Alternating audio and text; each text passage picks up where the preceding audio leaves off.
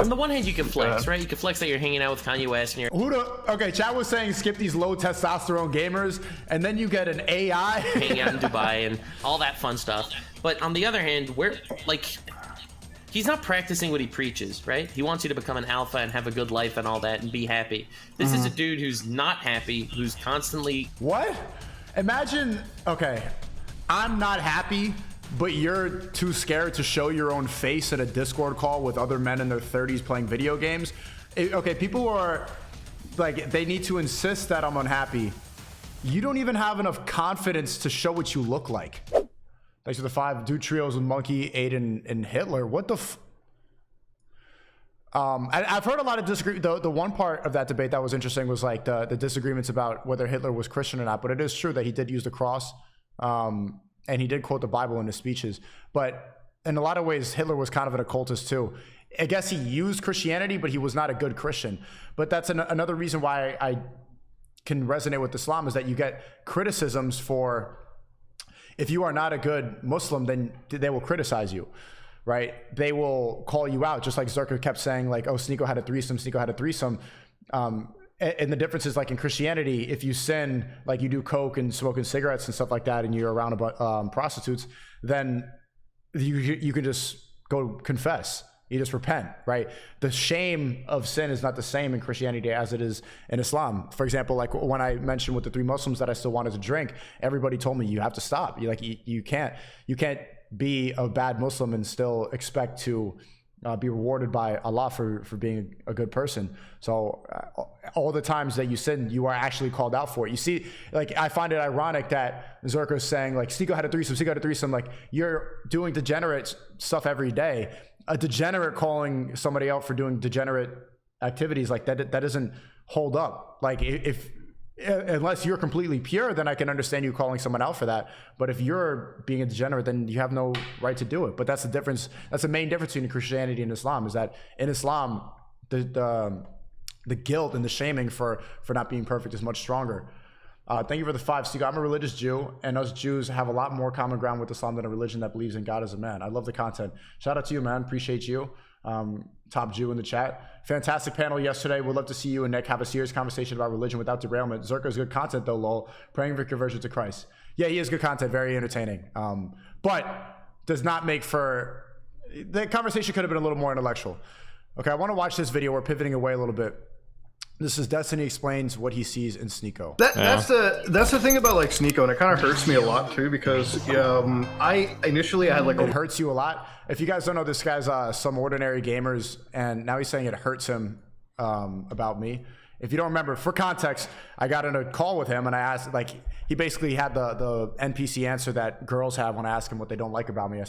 He said like, yeah, I don't like you. I don't like what you talk about. I'm like, can you name one thing that you disagree with that I talk about? And he had nothing to say. And then he just started flexing his assets. Really bad view of the guy. I was like, oh, this guy's just Andrew Tate light. And then I did the Destiny thing where we interacted because of that. So I was like, okay, he caught me off guard because I was like, dude, I don't know what to say. You just caught me off guard in the middle of the night. I'm playing Factoria. So I go to his older content. Oh no. And the thing is, it's like there are moments where like I can kind of see a kid that wants to try and critically think. You know what I mean? But then like nowadays it's like, oh shit, you just became like the bot that you're calling everyone, right? Yeah, it's actually so sad because his older content is not even good. It's like great. It's like he's got a lot of really amazing older videos. Chat, type of 1 if you've watched my older content, and type of 2 if you've just found me from streaming, because I really recommend that. I've been posting my old videos on Twitter, and that's what I'm going to be spending June doing, is making these types of videos. And he's making these and editing these. They're shot well, the message is cool, the writing is done well, the comedy's there, and he's shooting and doing these when he's like, what, like 21 years old? Now you're 20.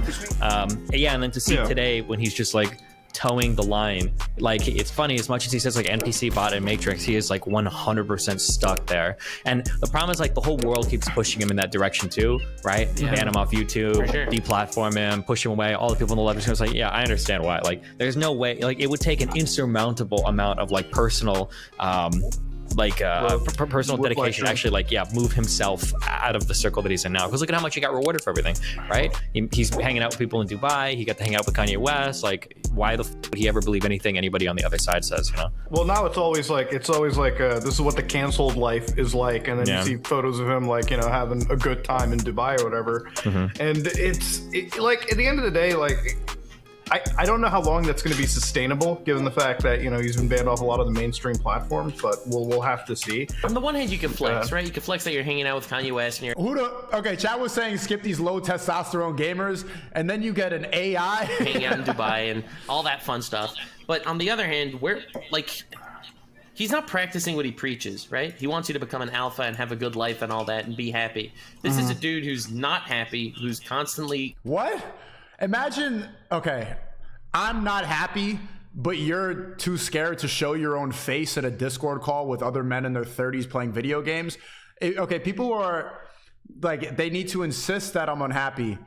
You don't even have enough confidence to show what you look like.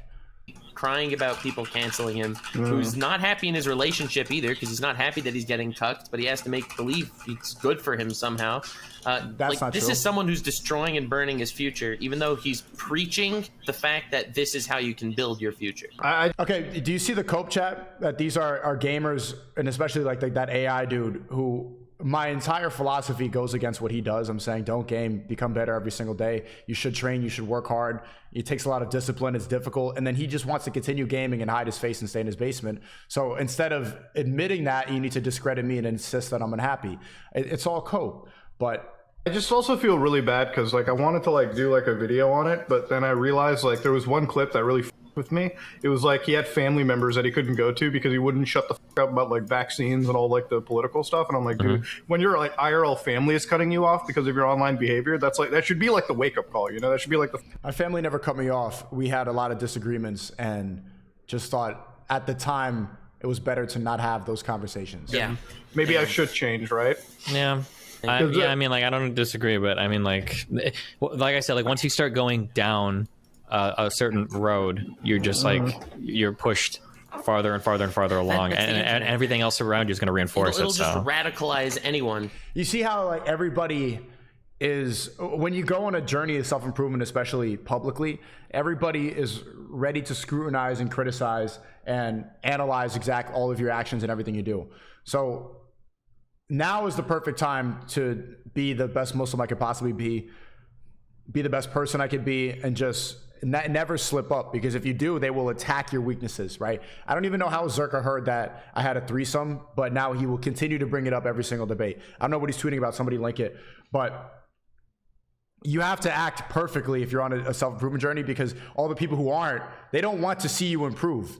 Especially, it's like when you start to surpass your old friends from high school and stuff like that. They kind of want to bring you back to degeneracy. They want you to smoke weed and play Fortnite all day with them, because seeing somebody who was at the same point succeed, it's a reflection of your own bad behavior. To either side. Yeah. Do you think that might have happened to you after like getting banned off Twitch or something? Because I do remember, like, I'll put on like clips of you with like 1v9 debates from time to time, and I'm like, damn, you just like you have one slightly different opinion. Because we went back to the whole like trans discourse, right? And it was like, you're not even really disagreeing. You just have you're not like giving the same bullet points, and you're just completely ostracized from that community. Or like these people are just dogpiling. So it's like, what happens then? when I was like 15, 16 years old, I grew up my whole life Catholic. I went to a Catholic grade school, and then I went to a Catholic high school, Jesuit high school. And I thought a lot when I was 15, 16, 17, as I kind of became an atheist.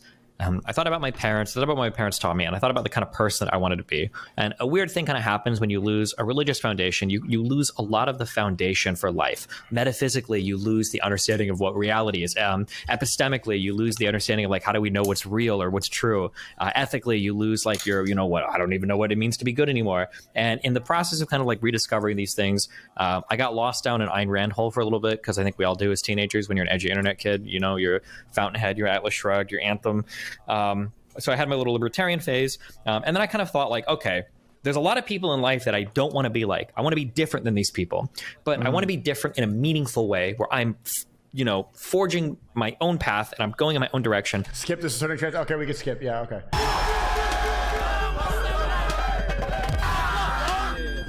That's it. Your job?